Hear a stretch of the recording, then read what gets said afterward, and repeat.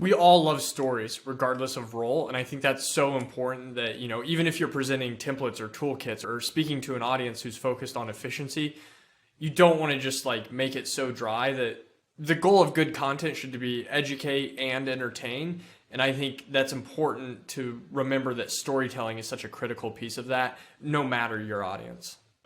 This is Slice and Dice, a show for B2B marketers who are looking to get inspiration from the best content available. But what is the best content? What are marketing and sales professionals really reading, watching, and listening to? In each episode of Slice and Dice, Brett McGrath highlights live data captured from the Juices platform and introduces what people are really interested in. Brett partners with an industry expert to figure out why certain content hits the mark and what we can all learn from it. Okay, let's chop it up.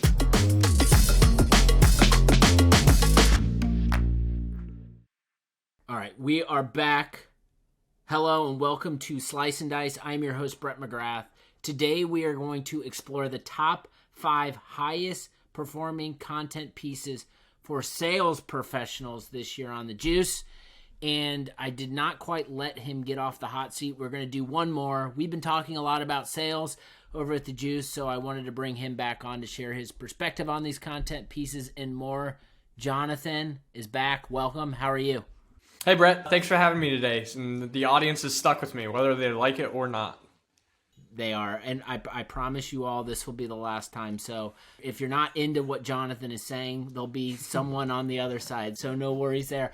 I think we've been talking a lot about how almost everything we do at an early stage company has been sales focused at the Juice. I think anyone can relate to that. You've been talking a lot about just your investor outreach.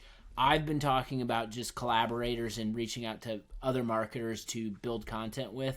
And I think there's always something really good that we can learn from diving into sales content. I've personally always worked at the intersection between marketing and sales and always feel like there's so much I can learn from the sales side that would help me become a better marketer. And so I guess, what do you think marketing or other go-to-market roles can learn from spending time consuming sales content? Not only consuming sales content, but also kind of observing the behaviors of your company's most successful sales rep? I've got 2 quick responses to that. One, I've got a COO from a previous company that I worked at. She would always say everybody is in sales, and it was a 100-person company, right? And that just goes through my head. I think at the end of the day, the entire business's job is sales. So that's one piece of this. I also think myself as a founder, CEO, entrepreneur, I think early stage businesses, everything is sales. Yes, there's literal founder-led sales, but you're selling the business and the vision to the early employees, the early investors, the early customers, even before you have product. You have to sell them on the vision. I say all the time in the early days, some of our pre-launch customers who are still customers to this day, we're selling slides and a vision. So I think there's so much we do in our day-to-day, whether or not our role is sales, that is sales when you get down to it. So I think there's a lot we can learn from the data from the platform, from the sales professionals exploring it. So you provided a great segue for me, and let's get started with maybe talking about the data. I can't expect everyone who's watching this now has seen the previous episodes of Slice and Dice, so let's do a little refresh. Why don't you kind of help us understand, in the piece of content that we're going to be talking about, how we got that data and where it's coming from?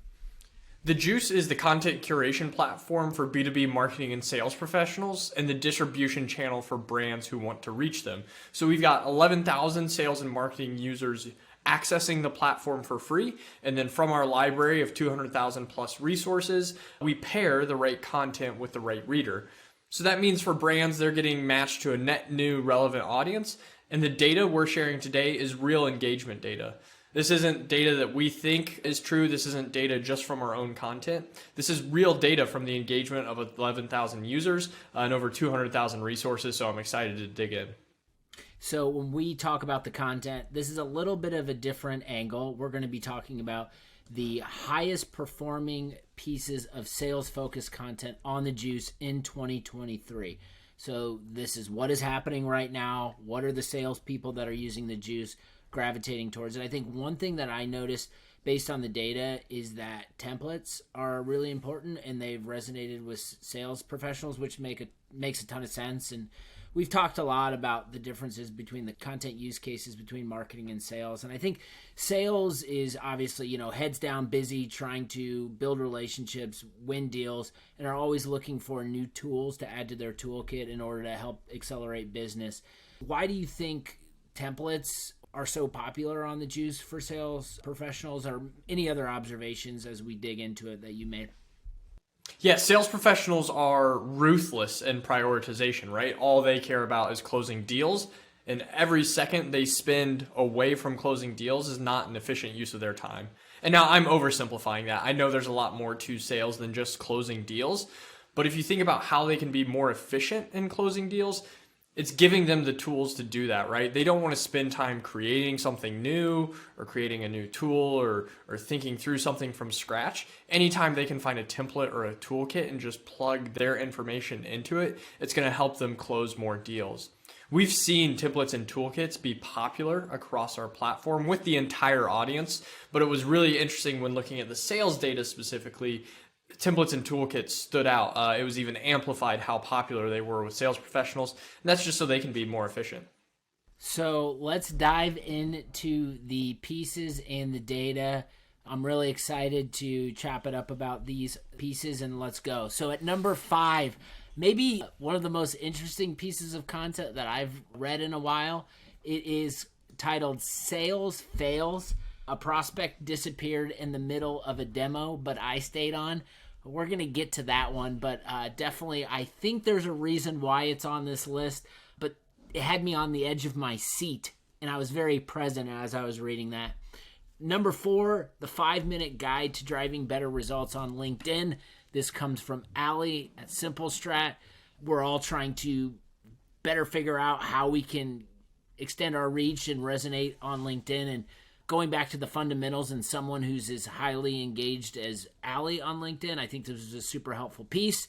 Number 3, this one comes in from Guru, and we talked about templates, and this one's just templates by Guru, which continues to be a piece that is resonating and comes up in a lot of conversations for us at the Juice. Coming in at number 2, 5 things sales reps should listen for on every sales call from Dooley. I like the headline of that one. I can see why it probably got many clicks. And then number 1, 24 sales email templates for, before, during, and after the sale. This one comes in from Copper. Again, templates is the word. So I guess diving in, Jonathan, and getting your perspective and starting the conversation around these 5 pieces of sales content, what's something that surprised you about what we're seeing with these 5 pieces? Yeah, so sales reps, for better or worse, they sometimes carry a reputation of being really hard charging, really boisterous, really only concerned about closing deals. And I labeled them that, I think, less than 5 minutes ago on this exact podcast. But I think what stood out to me is so one, the templates, toolkits driving towards efficiency. But the other thing is there's things here about listening. And the sales fail piece of content, there's a level of empathy to it. And I think that is something that, whether it's the pandemic impact or kind of the macroeconomic impact, like there's this empathy that sales reps are trying to find and trying to strike the right balance with their audience. And they're trying to find content to help them strike that empathy. Yeah, I think that's a good call out. When I was writing notes, I wrote empathy too. And I think my piece of feedback there is, I don't know, like relatability. And I was actually having a conversation earlier today, and I was saying the one thing that I really don't like with some current content that I see is this perspective of someone talking at you, and they're like on this pulpit and they're telling you what to do. And I think the less we talk like that, and the more we share experience, and the more we provide tools to people who are in similar positions, the more the content is going to resonate. So I totally agree on empathy. And I have to empathize with sales reps right now. It is not an easy selling environment. And I think that goes to the kind of second bucket, right, of efficiency. Like, how can they, the trope du jour, as I have called it, is doing more with less. How can you help sales reps do more with less? Whether it's templates or toolkits or like literal email copies here that you can use. Sales teams are shrinking, their target markets are probably shrinking, their prospects are shrinking. It's a really tough time. So I think if you're marketing to sales reps or if you're a sales rep, like you're looking for that content that will help you, have that empathy, help you kind of swim upstream in this market that is very difficult. So let's focus in on like a piece or two. I know I have one on my mind, but I'm curious for you to share your perspective on like, maybe like what is one of the specific pieces, like why you think it ended up on this list. What was it about that piece that stood out to you? I'm going to go with, I hope I'm not stealing your thunder or taking the easy way out here, but I'm going to go with the number one piece, the email templates, 24 sales email templates for before, during, and after the sale. That is such a huge piece of whether you're a BDR, SDR, account executive. Myself as a CEO and founder, I joked with the team the other day, like, you want to be a glamorous CEO, and then how I've spent the majority of my last several weeks is cold outreach, follow up to cold outreach, more cold outreach, whether that's to investors or sales prospects. And so I actually really enjoyed this piece from a sales perspective, but it just got the wheels turning on like other outreach and how to capture attention from people in the inbox that I think is valuable to you, whether or not you're a sales professional. It's obviously hyper valuable to you if you're a sales professional, but I think there's a lot you can learn from really successful sales development activity. So you're telling the audience here that you're not sitting in an ivory tower waiting for it and your administrative assistant to tell you what to do next? Well, Tuesday and Thursdays I do that, but Monday, Wednesday, Friday I'm doing cold outreach. So you did not steal my thunder, which is good because I was going to have to just make up a bunch of stuff next. But what I wanted to talk about was actually number 5. So we're doing some bookends. So sales fails, a prospect disappeared in the middle of a demo, but I stayed on. The reason why I want to call this out, and I want to encourage anyone who's creating content to this audience, or any audience specifically, why this one resonated for me, is because within the first 2 sentences of it, I could tell it was real, it was authentic, and we love stories. And this was an individual telling a story that they went through that was hilarious, and it was actually, a little self-incriminating. But I think just the authenticity and the realness of it like resonates, especially as we've talked a lot about. We're all on content overload and we're all trying to find ways to cut through. Like, bake in some personality, tell some stories. We all have them. And the chances are if you infuse that in your content, people are going to probably not only consume it, but want to learn more. And then they might talk to you on a podcast like this one.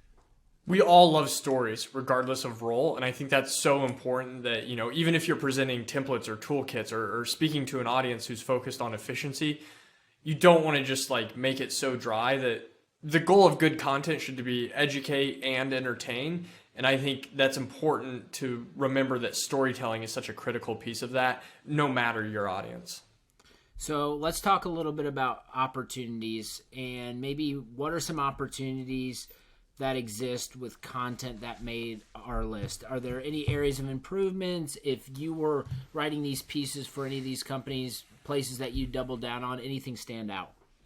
So I'm going to give 3 here real quick, and I'm going to kind of target different audiences with it. If you're a sales professional, I would say don't reinvent the wheel. There are thousands, literally probably tens of thousands of templates and toolkits that work, that are accessible to you. And if you're spending a lot of time doing something from scratch or doing something inefficiently, like I'd encourage you to go out there and search. And I'd encourage you to use the juice to do that for a template that can make your life easier, make you more efficient in your role, make you more effective in your role, and save you a ton of time. So just lean into what's already out there. Don't feel like you need to create something from scratch. I think sometimes we all get caught up with a little bit of ego, thinking our way is the best way. I encourage you to check and see what else is out there and available to you. If you're marketing to sales professionals, I think here what we've learned is empathy and efficiency, right? That's the name of the game. And if you're trying to get in front of sales reps, that's the way to do it. And the data on our platform proves that. And then obviously putting that in a template or toolkit format is really helpful. And then I think the third audience is everybody else. Like, I wouldn't think just of sales activity as for sales reps, whether you're a marketer, a product person. The goal for all of us is to make our sales team more effective. So I would encourage you to explore sales content, understand the challenges that they're facing, what they're thinking, and think about how your own role can impact sales. Love the three. I'll sprinkle a little seasoning on top. The one thing I would say from the content perspective is that so many times as we're doing this, what shows up in these pieces are like bullets or like 5 different tips or pieces of advice. Like, I was thinking about Allie's on the 5-minute guide to driving better results on LinkedIn. Like, they're all practical. They're all really, really good. And chances are that the Simple Strat team could just go into one of those pieces and create another piece of content that like drills down. And so I always think that from a put a content marketing lens on it, it's like, don't lose sight of a piece that's performing in a way to go deeper on that content, because obviously you've already proven that something about it is resonating. Exactly. And we talked about that in our last podcast episode of Slice and Dice. Don't be afraid of the basics. I think there's a lot of shiny object syndrome that we're all thinking about talking about. But at the end of the day, the actual people reading your content because they want to be more effective at their job, oftentimes are just looking to be better at the basics. Let's maybe one final takeaway. We're actively talking about this and we're actively doing it. But I think it's always important to put yourself in the shoes of the people that you're trying to reach. And on the sales side, I don't know about you, but it's a lot of work. It's very hard. Most days are not great because you're waiting on responses that don't come. And so I think about these experiences that we've had, whether it's reaching out to other marketers, reaching out to other investors, trying to gain traction. And I think about, okay, we're trying to get their attention there. Now I'll think about getting their attention with a long form piece of content. And to me, it's the big takeaway that I have, and I'd love to hear your take, is that based on all of these pieces, they all provide something that is either very, very helpful and useful that a salesperson doesn't need to waste a bunch of time on, or very relatable, driven by narrative, driven by storytelling, so it actually keeps them interested. So is there anything to you maybe in closing that stands out as a primary takeaway from the 5 pieces in the data? It feels like there's 2 routes here, and I think one is pretty unsurprising. That's sales reps maybe wired a little bit more transactionally than the typical audience. So they want to know exactly what they're getting into and exactly what they're going to get out of it when they approach the piece of content, and some of our most popular pieces showed that. And the other thing is, I think if they're out of that mode, they want the exact opposite mode, which is they want high empathy and fun storytelling that they can empathize with. And I think that, again, is what we saw in our data. It is a lot of fun digging in and trying to pretend to be salespeople for a minute. Hopefully you all enjoyed this episode. We'll be doing more of these, probably marketer focused, but we'll always come around on the sales side, and you'll probably see another face next time. But Jonathan, we did the marketing, we did the sales. Maybe we'll do, who knows, maybe we'll do customer success the next time you're on. We'll see. But thanks for joining us again on Slice and Dice. I like it. Thanks for having me, Brett. Thanks for checking out this episode of Slice and Dice. The data referenced in the show is powered by The Juice. Start searching the world's largest library of sales and marketing resources by signing up for free at thejuicehq.com. And this show is produced by Motion, a done-for-you podcast agency for small, scrappy B2B tech marketers. To learn how you can launch and grow a podcast for your company, visit motionagency.io.